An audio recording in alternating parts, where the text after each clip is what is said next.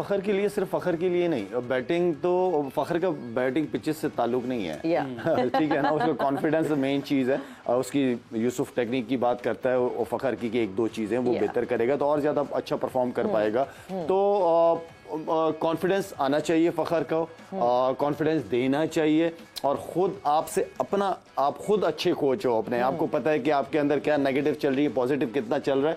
तो आप अगर जितना पॉजिटिव रहोगे उतना ही फायदा होगा। पास्ट को भूल जाएं, आज के दिन फोकस करें, आज के दिन को अपने लिए जबरदस्त करें, परफॉर्म करें और कॉन्फिडेंस के साथ टीम अगला मैच खेले। और जहां तक पिचेस का ताल्लुक है, पिचेस अच्छी लाला मैं रोकूंगी थोड़ा सा, पाकिस्तान का national anthem is right here, तो यस पिचेस का ताल्लुक है सवेरा, पिचेस सारी अच्छी होंगी, चाहे आप बैटिंग पहले हो, बैटिंग सेकंड हो, पिचेस आप देखिएगा सारी मजेदार होंगी। बड़ी जबरदस्त अपॉर्चुनिटी सारे बैट्समैन के लिए, जो फॉर्म में नहीं है वो अपने आप को फॉर्म में लेके आ सकते हैं, जो फॉर्म में है वो फॉर्म में तो है। मुशी भाई आपने कहा था कि पाकिस्तान अगर टॉस जीते तो मैं तमाम मैचेस में कहूँगा बैट फर्स्ट करे। आज हम टॉस हारे लेकिन बैट फर्स्ट कर रहे हैं तो हमें एडवांटेज मिल जाएगा इसका। आई थिंक मैं भी थोड़ा सा टिल्ट हो रहा हूँ अपनी ओपिनियन के मुताबिक कि यहाँ पे जो कल मैच देखा गया ना, जो पिचें आई हैं, तो जिस तरह इन्होंने भी, हॉलैंड वालों ने भी अपना टॉस जीत के बैटिंग सेकंड करने की कोशिश की है। यहाँ से साफ शेन वॉटसन की बात सुने, शेन वॉटसन ने कहा कि under the lights ball will come even better on the bat. So I think अगर ये सिनेरियो है तो ऐसी पिचों के ऊपर 5 फील्डर सर्कल के अंदर हों तो आपके पास चांस है 270, 280, 300 भी चेस करते हुए, one good partnership you can get 300।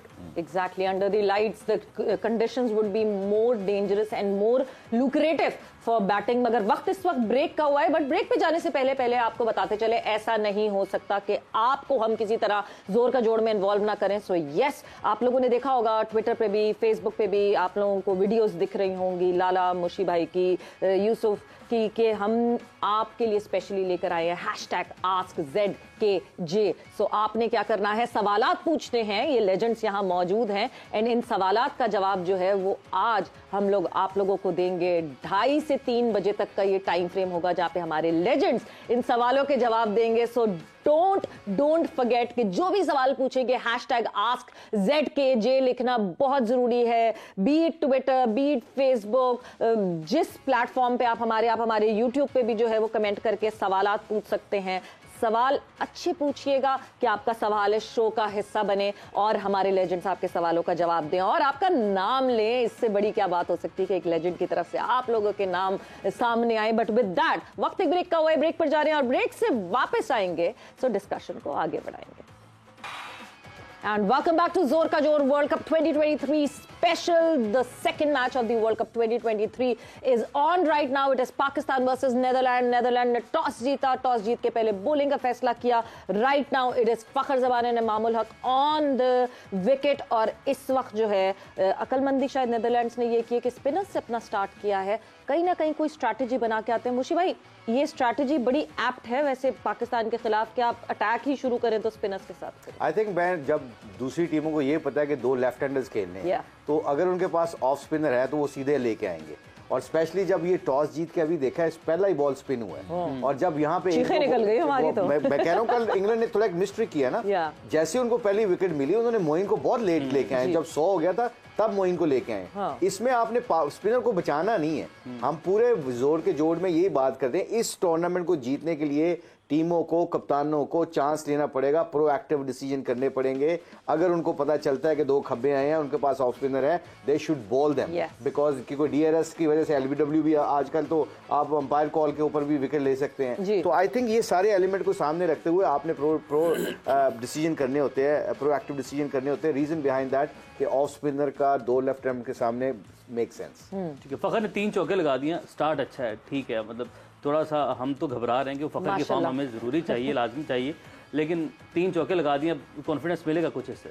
अब मेरा ख्याल है फखर रन्स करेगा, क्योंकि जब एक तो वो मशहूर है कि उसके सर पे बॉल लग जाए उस पर रन्स करता है, और ये अभी एक उसकी ऑन ड्राइव खेलने के कवर के ऊपर से गया है, तो लग रहा है लक साथ देगी और इंशाल्लाह रन्स करेगा और ज़रूरत भी है। और ये देखें, इसके एक दफ़ा रन्स मिल गए ना इसको, तो ये डेंजरस प्लेयर है। जब सेकंड टाइम जब बारी आएगी जहाँ उस वक्त इतना ग्रिप नहीं होगा, बैट पे बॉल आ रहा होगा, उस वक्त ये ज़्यादा डेंजरस हो जाएगा, क्योंकि जिस तरह ये खेलता है वो फिर मैच एक साइड पे कर देता है। और मुझे जो लगता है कि स्पिनर को ये ज़्यादा डेंजरस खेलता है जब सेट हो जाता है। फिर इसकी जो हिटिंग है वो ज़्यादा रेंज है इसके पास है हिटिंग करने की, और फील्डर 5 अंदर होते हैं और इसके लिए आसानी हो जाती है। तो लग रहा है कि आज ये इंशाल्लाह रन्स करेगा और इसके लिए पाकिस्तान के लिए बहुत अच्छा होगा, अगले मैचेस के लिए बहुत अच्छा हो जाएगा, बिकॉज एक ओपनर सेट करता है पूरा मोमेंटम पूरी टीम का कि आगे टीम कैसे खेलेगी। एंड वंस अगर फखर और इमाम एक अच्छा स्टार्ट ऑफ दे देते हैं सो प्रेशर ऑफ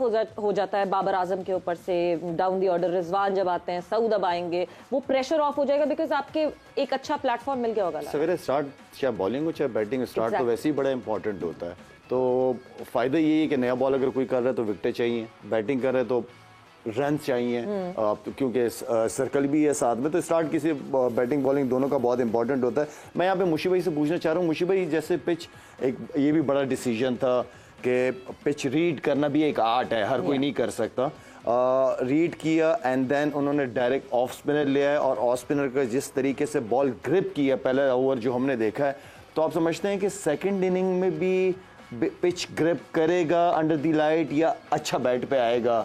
क्या कहते हैं कि ये जो टॉस का जो डिसीजन था ये अच्छा डिसीजन लिया? आई थिंक बड़ा अच्छा डिसीजन। शायद कल भी हम थोड़ा सा मिस्ट्रिक कर गए हमने सब, मेरी ओपिनियन तो बहुत गलत हुई है कल मगर ये इसमें देखा जाए तो आप जो जैसे दोपहर का होता है ना, एशियन पिचर के ऊपर, इंडियन पिचर्स के ऊपर आपका इवन पिच फ्लैट भी हो ना तो ड्राइनेस की वजह से ना स्पिन होना शुरू हो जाता है शुरू में। और शाम को जो अंडर लाइट्स होती है ना उसकी वजह से कई दफा आपको स्पिन नहीं मिलता, अगर मिलता भी है ना डिपेंड करता है second time as you said कि जो पिच को रीड करते हैं ना उनके ऊपर बड़ा डिपेंड करता है। और some time it's a blessing कि अगर कोच या प्लेयरों में से कोई बंदा रीड कर लेना पिच को, वो बड़ा अच्छा। ये मैं समझ गया। अब आप ये भी जरा लोगों को बताएं कि जब पिच सेकंड इनिंग में बेहतर हो जाती है उसकी वजूहात क्या होती है, किस तरह बेहतर हो जाती है? अच्छा, शायद कई दफा अंडर लाइट जो होती है ना, जो हीट होती है, वेंटिलेशन आपकी वो होती नहीं है, ग्राउंड के इर्द गिर्द हवा चलती नहीं है, तो जो सुबह का जो हार्डनेस होती है ना वो उसके ऊपर आपके खेलते खेलते आपको 300 बॉल आपने खेलने होते हैं। उसके बाद आपने रोलर लेना होता है जो कि 7-8 मिनट का होता है, ठीक है। वो हैवीनेस के साथ फिर अंडर लाइट और शाम का जो मॉइस्चर होता है ना जिसको अभी बुखारात कहते हैं हम साइंस में,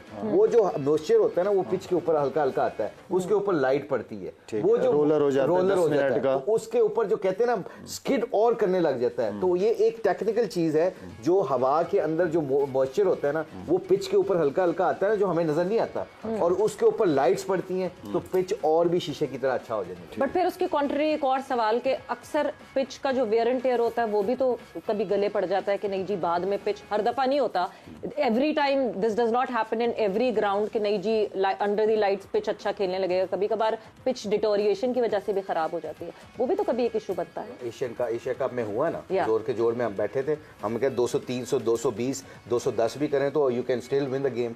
रीजन क्या है, वहां पे लाइट जो होती है वो और भी पिच को खराब कर देती है, मतलब और भी आपको जो अगर स्पिन स्लो हो रहा होता है वो तेज होने शुरू हो जाता है।